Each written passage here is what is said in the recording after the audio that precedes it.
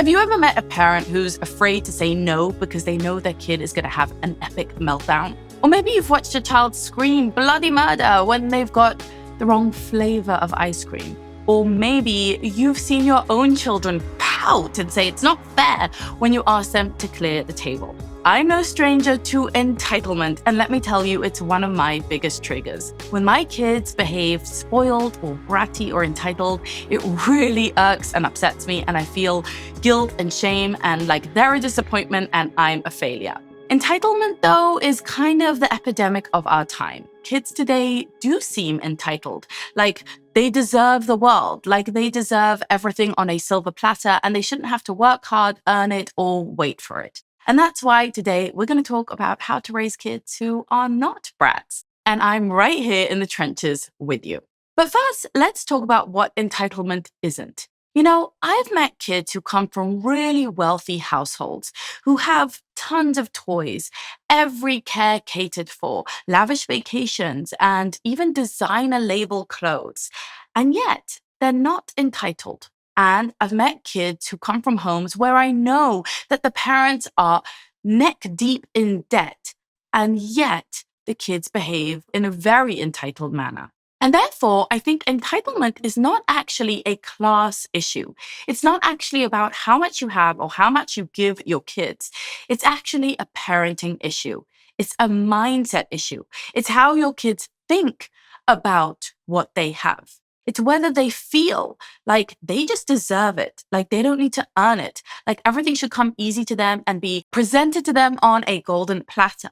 It's about the attitude that they hold towards their physical and material life, and not about what actually is happening on the outside, although, of course, that does influence it. So today, I'm going to assume that you're watching with a shelter over your head, with food on the table, and sometimes with some gifts or outings or something special like ice cream or even a lavish, luxurious vacation. And we're going to talk about the attitudes and the ways that we can present these things and talk to our children so that we minimize the effect of entitlement, which is basically the mindset that I just deserve everything and I shouldn't have to work hard for it. It is the opposite of feeling grateful or of delayed gratification, of lots of other things that we're going to get into in detail in this video. Hi, I'm Avital. Welcome back to Hi Fam. I'm here to help you build a strong family culture.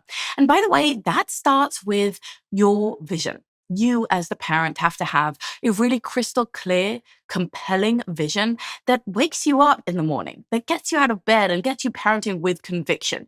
You have to know where you're driving this ship because, as I always say, you are the captain. And the captain needs to have a destination, needs to understand what this journey is about. And if you feel like you're not sure that you have that parenting vision, you're not sure that you feel crystal clear on your values, you're not sure that you're parenting with that much confidence, if you look around and you're looking at today's younger people and thinking, I don't know, something's a bit off. I hope my kids don't turn out quite like that, like entitled, for example, or fragile, but you're not sure where to start, then that's what I do. That's my job. And that's why I founded Hi Fam and I began the studio, which is our membership.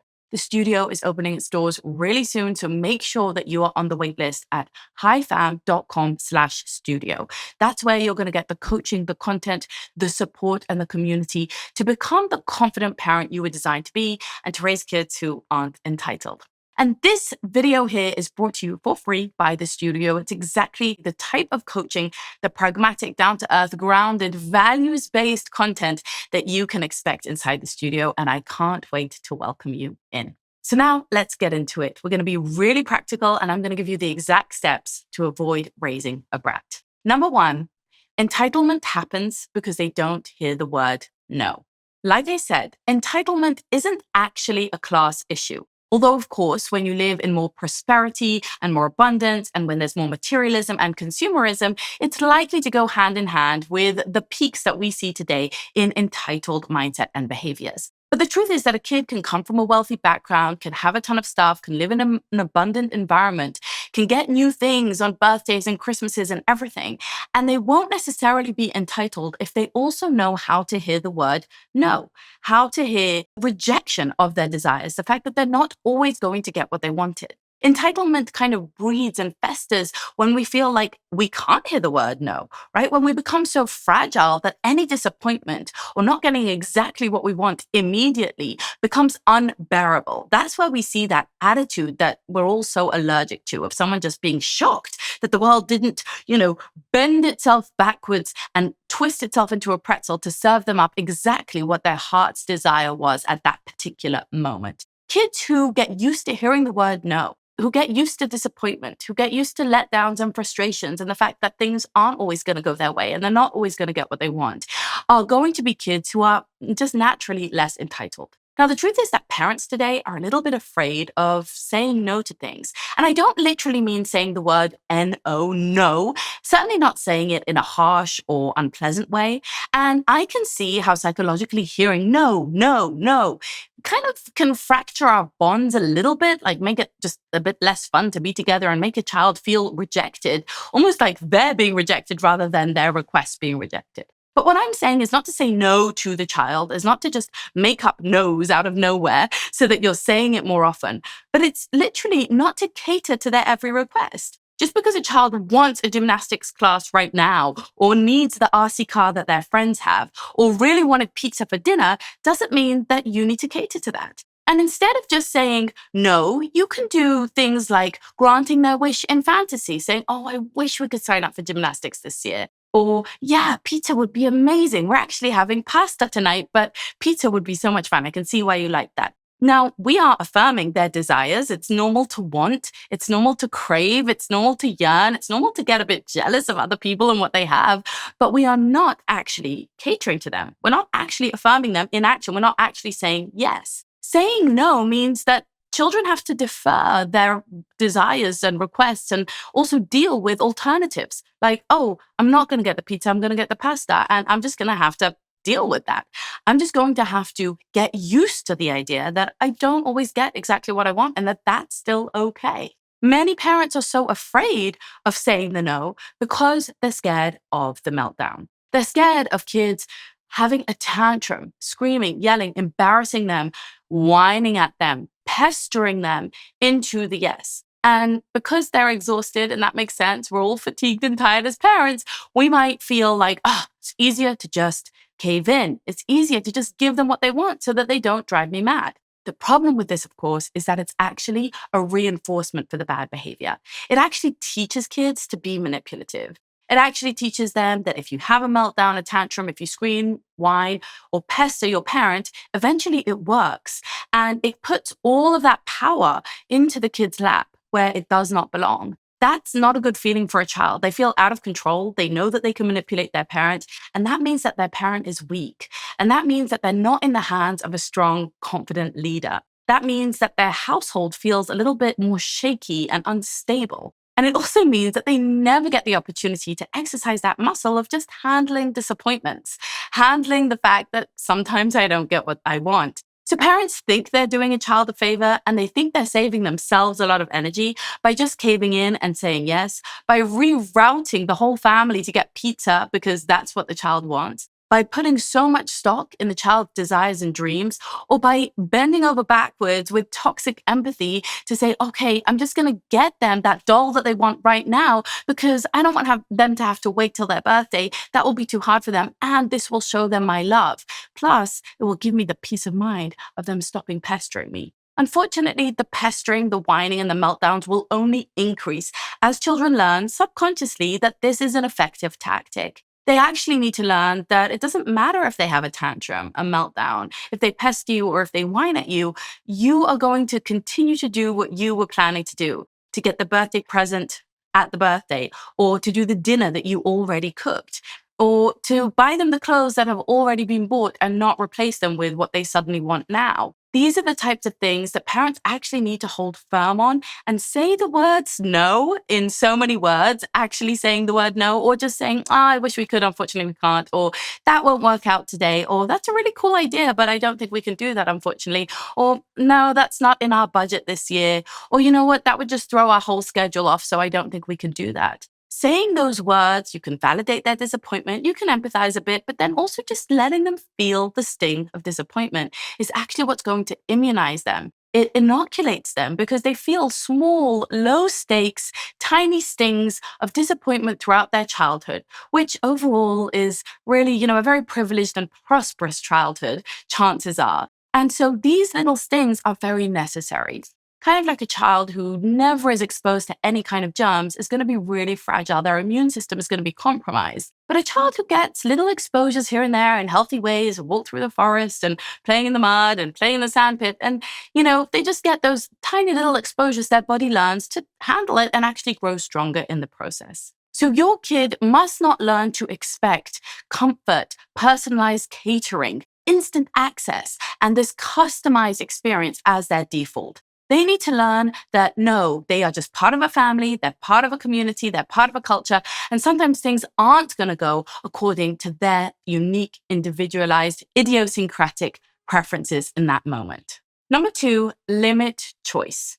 Too much choice is bad for kids, and yes, it leads to entitlement. It overwhelms their brain. It overwhelms adult brains too, and it causes analysis paralysis, decision fatigue, and being spoilt for choice. Often we Western parents think that we are actually empowering our kids by giving them endless choices. In fact, it's a very common parenting technique and something that is given as advice, especially in the gentle parenting world, that you should always offer your child a choice because that empowers them. That shows them that what you want in this situation is important to me, my child. I'm taking into consideration your preferences and what you want. But the truth is that should be very limited to the times when those choices make zero difference one way or another. They should not be things that are going to influence your schedule or your budget or your needs as the adult who's leading the family. And this is a big mistake that I see parents get into. So let's really get into this. Children feel safe when they know there is a confident leader at the helm.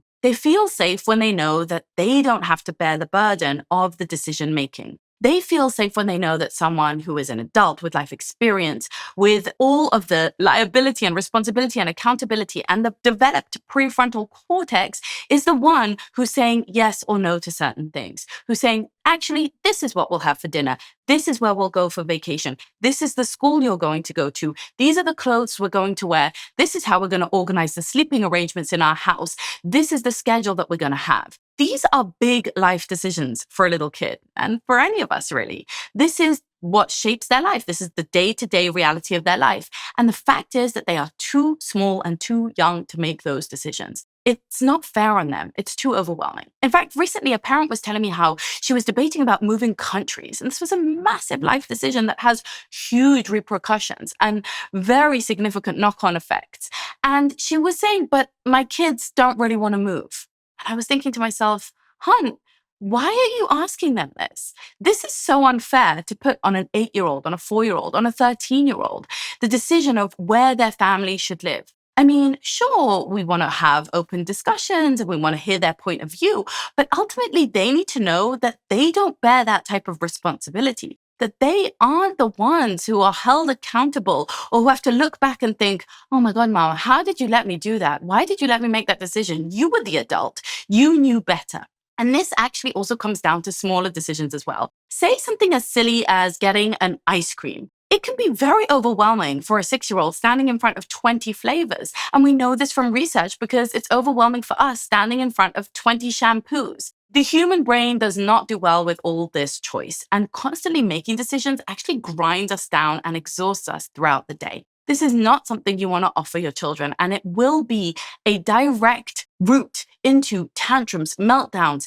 sensory overload, and a lot of just bad negative feelings and behaviors, whining and regret over the choice that they made, and over ruminating and over analysis paralysis and just getting stuck because they aren't designed to make all these choices. If they had 20 flavors of ice cream, at the end, they're probably going to feel like they made the wrong decision. They're going to be looking back and thinking, oh, what about the other 19? If instead you're standing at the ice cream counter and you give them 2 good choices to pick from, hey, sweetie, there are loads of choices here. You can tell me you want something else, but I suggest you choose between the chocolate and the vanilla, right? And you just keep it simple for them. That is actually meeting a child where they're at and avoiding the kind of spoiled brattiness that we often see in kids who are used to calling all the shots. Number 3, Bribery is the biggest mistake we make when it comes to entitlement. Listen, I am not above an occasional bribe here and there, an occasional sticker chart for behavior modification that has some kind of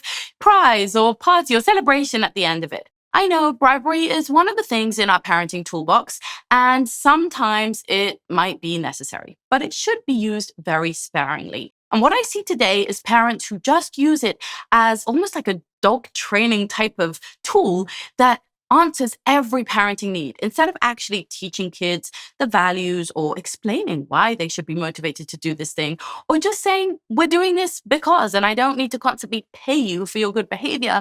I see that parents use bribery as a hook. In fact, I remember my eldest being in a program when he was about 4 years old, and there was another mother there who had very sweet little twins, and she had so much trouble just getting them to behave. To the point that every single day when she picked them up, just to get them to leave the program and get in the car, she had to bribe them with lollipops and eventually even with money. That's right. I witnessed with my own eyes, hand on my heart, a mom offering her children money to get into the car. And I said to myself, oh, wow, I really feel for this mom. She clearly has zero confidence in her own authority. She clearly doesn't feel that she can influence her children's behavior without resorting to bribes. And this kind of example is such a stark, obvious example because she was literally paying them with money. But sometimes we pay them with other things. Oh, when we get home, you can watch a TV show. I'll give you a lollipop in the car. Later, I'm going to give you a really special surprise. If you find yourself relying on these types of words too much, it's a sign that it's a crutch and you don't feel comfortable in your authority. You're not comfortable saying, because I said so, here's what we're doing now, please just do it, right? And just saying things with that authoritative, calm, firm, loving, warm approach, that strong energy of a parent who knows what they're doing and knows their worth as a parent. When we bribe kids with stuff, we are rewarding, we're distracting, we're fixing bad moods with gifts instead of with connection and with guidance. Kids often need direction. They need boundaries. They need our advice. They need our coaching, or they just need warmth, bonding, and connection and a little bit of time. But they don't almost ever need things. They don't need the lollipop or the pocket money or the TV show in order to behave well. And if we're resorting to those things, it's a sign that we're not doing enough of the other things. But the problem with bribery is that it layers a little bit deeper. What we're actually teaching our children often when we bribe them is that they need some kind of external motivator, often rooted in materialism, in order to behave well, make good choices, or even feel good. Sometimes I witness parents bribing their kids out of a bad mood with a snack, or bribing their kids into good behavior with a candy. And this is the type of thing that indicates to us it's a symptom of that parental fragility and weakness, where we're not sure how to actually use the relationship to influence our child rather than an external motivator. So I think external motivators can be used sparingly in our relationship with our kids. Kind of like we all sometimes need that shiny object to work towards. We all sometimes need that reward at the end of a hard process. But if it's a regular day-to-day parenting thing, that's only going to lead to really spoiled kids. But worse than that, it's going to lead to a spoiled relationship because the parent has kind of burnt out their authority. And now me just saying it isn't enough. Like, Mom, where's my money? Where's my lollipop? The next point is about culture at large. Culture is influencing your child to want more. That's right. Whatever content your child is consuming, whether it's really seemingly innocent TV shows that are really directed at younger children, even TV shows that I like Dinosaur Train or Daniel Tiger, or all the way through to social media, like obviously Instagram and Pinterest, which are just consumerist machines that get us to buy things, all the way through our culture all around us, from going to the supermarket, walking down the street, seeing billboards on the road, and certainly experiences like going to the Science Museum or, of course, going to Disney World are going to spike a desire in our child to want more. It taps into our consumerist, evolutionary, biological yearning for the dopamine hit of getting more stuff, acquisition, owning more, right? That feeling of ripping open a package, of receiving a gift, of purchasing something, of getting something shiny and new. And the truth is that kids aren't influenced just by their friends having more stuff anymore. Like when you and I were young, and yeah, we watched some TV, but it was mostly about the bracelets we saw on our friend, or the Tamagotchi she had, or that RC car that he had, or something like that. Today, they are exposed to that times a million because they're exposed to millions of influencers. They're exposed to celebrities, to their peers, to their wider and wider circles, all of whom are showing off new clothes, brand labels, new tech, the hauls that they get, right? And luxury experiences. So now we're suddenly exposed to everybody's trip to Disneyland, to everybody's haul that they just got from Sephora, to everybody's brand labels and shiny objects and jewelry and new iPad and all the stuff. And unfortunately, many of the kids' channels on YouTube, for example, are dedicated to unboxing new gifts, to receiving more stuff, to shopping, to setting up entire Lego rooms and entire Barbie worlds. And of course, that's going to make our kids want that stuff even more. So what do we do? Well, you have to realize that this type of content consumption is actually making our children believe that happiness comes from more stuff, right? Because they're watching people seeming so happy, getting that dopamine hit from their upgraded lifestyle, right? They're watching very heavily edited and curated highlight reel moments from other people's lives and from other kids' lives, and they are experiencing that vicarious parasocial joy of someone experiencing something like that dopamine hit of acquisition, of acquiring something, of the purchase power that they experience. And that's why we actually do need to limit their social media usage later, less. And we also need to be mindful of the shows that they're watching. Now, I said even shows that we like Daniel Tiger or Dinosaur Train or Wild Kratts, makes our kids want those costumes, want dolls of those characters, want the things that they see in the shows that, they might not have thought of. And sometimes it's positive stuff like, oh, I'm watching someone doing gardening and now I want to do gardening. So now I need to buy the gardening kit. It's not always bad, but it's still always about consumption and wanting more. And that's something that we have to mediate. So less is more when it comes to these experiences and exposures. The next one is to make them wait. Listen. Instant gratification equals entitlement every single time. A kid who never has to wait, who never has to struggle for anything, who never has to earn anything, who never has to work for something, is going to be entitled no matter what because they are being conditioned that when I want something almost instantly, within a day, within an hour sometimes, it appears before me. And therefore, their brain is getting wired to expect the world to work that way. And when the world doesn't work that way, they're going to get a really unpleasant shock. And their character hasn't developed the tools, that inoculation we spoke about, to defend themselves from that, to deal with that, to respond more appropriately, right? If you're watching this right now, you are probably living in a culture where everything is on demand. Certainly things like streaming, right? But even food delivery or one-click purchases, right? And kids are getting used to the idea that mom said she wanted something and within an hour she got it, or within a day, or within a week. It's still that instant gratification. They're never required to wait. Layer on top of that the fact that parents are afraid of saying no, are afraid of the meltdown, and are encouraging the emotional manipulation to the point that they don't make their children wait, even at home. Like, I've seen parents who stop nursing a baby, a newborn, in order to give their toddler something that they want, just so that they don't cry about it. Mothers who are rushing out of showers to quickly run and fix the snack that the toddler's demanding so that they don't have a meltdown. Parents who are interrupting important conversations so that they can turn their full attention immediately to their child. Children do need to learn delayed gratification, and that is spelled W-A-I-T.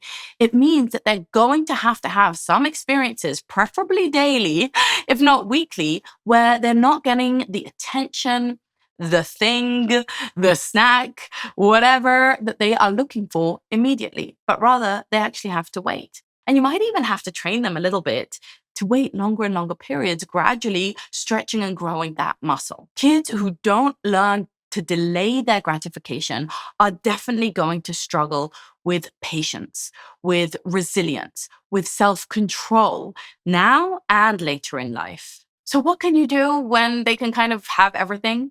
Well, you can just start asking them, can you wait a few moments? I'll be with you soon. Let me just finish my conversation and then I would gladly answer you. you can make sure that some of their favorite things around the house sometimes run out. Rather than having stocks of their favorite cereal in backup just in case, let it run out and let there be a few days where they have to deal without it. If they've asked for something and you've decided to give it to them, then maybe when the Amazon box arrives, stash it in a cupboard for a day or two and make them wait. I know you might think, but Abital, that's cruel. But the truth is, I think it's cruel to raise a child who never learns to wait, because boy, are they going to get a very unpleasant shock when they join the real world and learn that sometimes you have to wait for a relationship or for a job or to earn and save up for that big thing that you want. These are the types of things that children need to learn when the stakes are low, when it's not a big deal, when they're relatively young. I think one of the easiest and most lost kind of arts here is to make them wait for a gift-giving event. Maybe it's Christmas or Passover or their birthday, but you make sure that you're not just lavishing them with stuff. Just because you need new markers in the house or they've run out of socks doesn't mean you have to go out and answer every need as it arises. Sometimes those things that they need rather than want could actually be a gift that they wait for, or something that they work towards, or something that they put money towards even. The trick is to do this even if you could afford to instantly gratify them. Like your child really wants to go to a specific museum or a show or a class or a trip, and you can afford it. Or your child really wants something right now, like, oh, I really want glitter glue right now, and you can't afford it, and it would arrive within an hour. But the trick is not to gratify every desire instantaneously, even if it makes very little difference in your bank account. It's not about what you can afford. It's about the fact that your child cannot afford to go through life not knowing how to wait. And when it is an issue of budget, then I think it's perfectly okay to communicate that to your child. Many of us feel really uncomfortable, like, oh, I just want my child to feel abundant. I just want my child to feel like they have all the things I didn't have as a kid. And I get that impulse and that desire to give your child financial, overflow, and just to feel, like anything you want, my kid, the shirt off my back, that you should never want for anything. But never wanting for anything is really bad for kids. So if budget is no issue, then start to make it an issue. Start to say, actually, that's not something we were going to spend money on right now. We can save up and maybe do it in the future. And if budget is an issue, it's okay to communicate that to your child. Say, we haven't budgeted for this right now. It's something we could work towards, right? Either way, my point is that either way, no matter what your financial situation is, your child does need to feel like there is a limit to the things that they're going to get and the time frame that they're going to get it in. And they can earn towards it. For example, my son really wanted advanced training for our dog. Now, could we scrape together the budget for that? Maybe, but maybe it would be more educational for me to say to him, listen, we budgeted for training for the dog. We haven't budgeted beyond that. If that's something that's important to you, why don't you save up for that? You could get a job, you can earn, you can, save, and eventually you can pay, or maybe we can share the cost for this training session. Why? Because even if I could easily afford it, I wouldn't want him to think that just at his impulsive whim, I'm going to hire expensive training for our dog just because he thinks our dog needs advanced training. Even if I agree with him that that's a good idea, and even if I could afford it, I don't think it would be very educational to just be like, yep, roger that, no worries, let's do it. I will immediately spend that money because you think it's a good idea. Or my daughter who really wants a waffle maker. Now, there are some really inexpensive waffle makers nearby and I could buy it tomorrow. I actually can't afford to buy this waffle maker, but I feel we have enough kitchen appliances and gadgets. And I feel that if she really wants a waffle maker, this is something she can wait for her birthday or work for and buy for herself. Why? Not because I can't afford it, not because it's hard for me to buy it, not because I don't have space to store it. I could buy it tomorrow and I would never think about it again. That's the truth. But I don't want her to think that we just buy things because they popped into our head without thinking about it, waiting for it, or saving for it. Kids who work for things develop pride in those things. They take care of them better. They're more responsible. They're more appreciative than kids who just get everything they want immediately without having to work for it, wait for it, or save for it. When you just get things, you tend to take them for granted and often mistreat them, and they just become clutter underfoot. So beyond just making them wait, like waiting for a snack or waiting for your attention or waiting for a gift at their birthday, you can also help them to earn for things. Give them age-appropriate work that they can do to make some money towards their goals and towards the things that they want. That will give them an increased sense of pride, of independence, and it will teach them the connection between their effort and the reward. The next thing to know is the hedonic treadmill. The hedonic treadmill is the effect that we get used to what we have. So say I'm a 4-year-old boy and I really want this fire truck that I have seen in a shop window. I feel unhappy because I don't have it. When I finally get it, my happiness peaks for a moment because I get that dopamine hit and that surge of satisfaction, and I'm so happy I've acquired this fire truck. But very quickly, my happiness levels readjust to where they were before I had the fire truck. And quickly, my desires fixate on my next goal, on my next ambition. What am I going to acquire next? And that's called the hedonic treadmill because it seems to get faster and faster the more that we have. The more that we have, the less satisfied we are with things. They make less of a difference to our lives. We get adjusted to them more quickly, and they actually don't move our happiness at all. In fact, having more and more things can eventually lead to us feeling even less happy and less joy from each thing. So the payoff actually dampens with time. So the fact is that giving kids everything actually makes them less happy. And you see this in entitled people. Entitled kids who are spoiled, who are whiny, who think they deserve everything are not happy people. They're not people who are walking around with a smile on their face and a joy for life and gratitude for what they've got. No, they're always hungry. They're always dissatisfied. There's always something that didn't go right, or someone who said the wrong thing, or they didn't get what they wanted. And that feeling, that kind of empty hole, that vacuumous feeling actually increases, right? When parents overgive, kids actually lose the ability to be excited, to have that anticipation feeling, to be grateful, because their baseline just keeps rising. And that's actually why no matter what you can afford, you shouldn't spoil your kids with too much stuff, because you will actually break their happiness meter. They won't be able to feel happiness in the small things. Someone who has too much stuff can sometimes numb themselves to just appreciating the simple things in life, right? Just that simple, lovely meal, or enjoying a glass of cold water, or admiring a beautiful rock, or watching a sunset. These things feel pale in comparison to those huge dopamine spikes that we get when we acquire something big.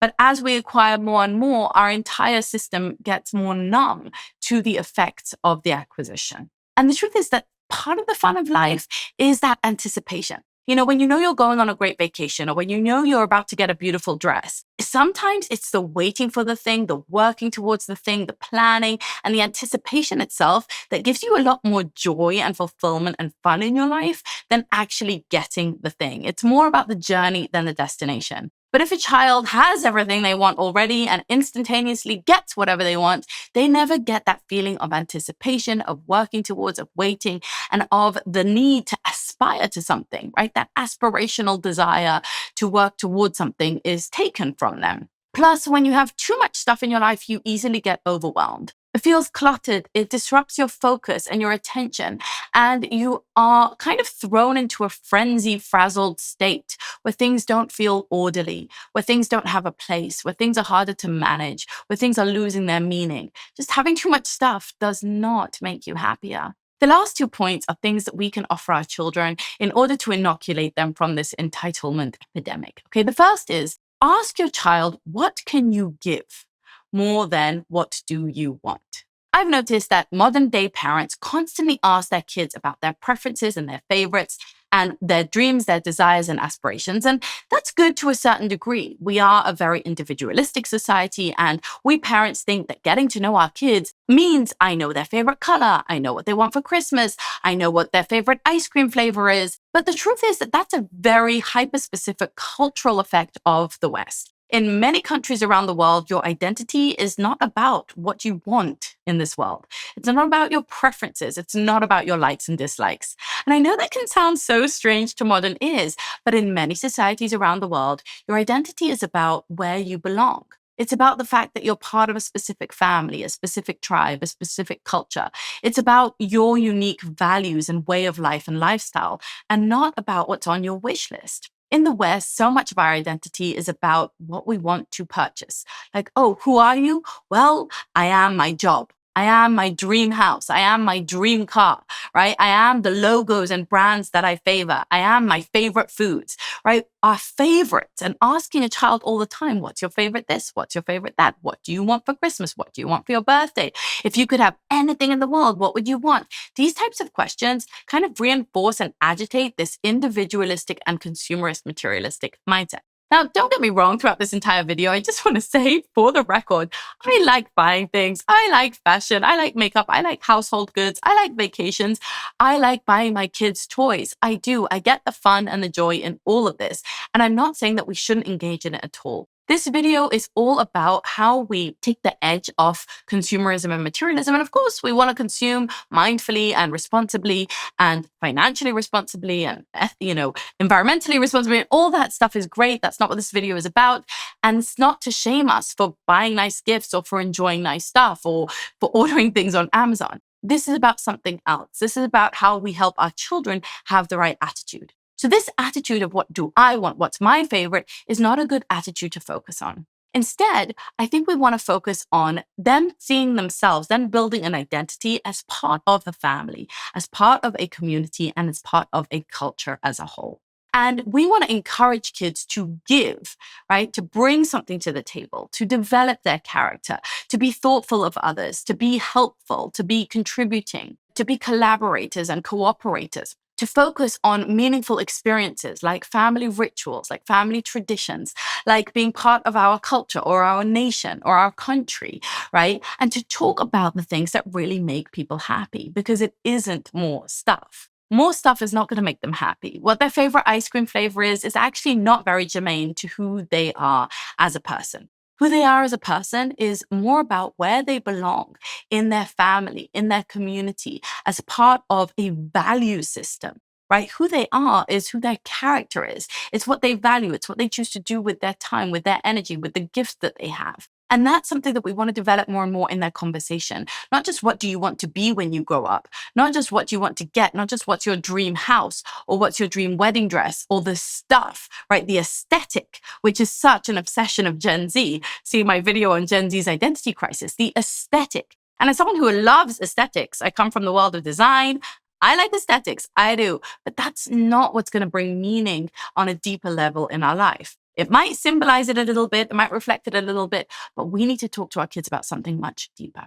What they give. And I especially think tying this back to High Fam and the studio and building a strong family culture, when you have a strong vision for your family, when you know what kind of family rituals, family traditions, family routines, family values, right? What kind of people you want to raise, that's when you're going to be able to offer them a meaningful alternative to just acquiring more and more stuff, to just consumerism and just materialism. And here's the final point, and it might be the most important. Children who are sometimes a bit indulged or a bit pampered or have a lot of nice things are not necessarily entitled. The opposite of entitlement is gratitude. I have met children who come from very wealthy households and who have everything they could ever want, but they are so grateful for what they have. They don't take it for granted, and they are therefore not entitled. The way that they behave, the way they comport themselves, their composure, their attitude of gratitude is what makes them people who we can really look up to and we can really admire, because it's not about the stuff that they have. Yes, they have everything, but they are aware. They have a perspective that understands that this is not to be taken for granted, that this is a privilege, that not everybody has this, that someone's worked hard for this, and that they are very, very lucky and blessed. And when children know that, when children know how to count their blessings, when children know that this is not obvious, that this is not something that they can just assume everybody has or that they deserve or that they should have or that's just the default, then they aren't entitled kids. They're not. They might be very lucky kids. They might be very blessed. They might be really, really privileged in many different ways, but they're not going to display those spoiled brat tendencies of, give me that, I deserve that, I want it now, I need it more. They're not going to have that. Instead, they're going to know how to give thanks and be grateful for everything that they have. They show appreciation, realizing that the things that they have are not obvious, are not a given, and that the fact that they have certain things means that they have responsibility. And this might be the even deeper key issue, which is kids who are raised with lots of privileges, like running water, electricity, internet connection, or even more, abundance, right? A lot of stuff, a new iPad, a trip to Disney World, logo brand name designer clothes, need to learn that with privileges comes responsibility. That when people have nice things, that's a sign that they have to give back to society somehow. That's a sign that they need to be generous in their spirit, that they need to work on their character and be contributors to the world, that they need to build something meaningful, that they need to be people who are driven by values and who are stand-up citizens and who can share that abundance with others or uplift others or create opportunities for others, or at the very, very least, not squander what they have and at least be grateful for what they have. So kids who are raised with an attitude of gratitude, no matter how much they have or don't have, are never going to be entitled because they understand that they're not entitled. No one deserves anything in this world. No one just deserves things, right? We are born and maybe someone worked hard and maybe someone got lucky and maybe we got those things and that's wonderful. And we could be very grateful and appreciative for it. But no one just promised us that that would be the way life is. No one deserves extra things for sure, like a trip to Disney World or diamond earrings. These are extras that most people cannot afford, most people cannot even dream of. And when you are raised with gratitude for what you have, right, whether it's gratitude to your parents, gratitude to the society that you live in, gratitude to God, however it's phrased in the value system within your home, then you understand that you weren't entitled to this.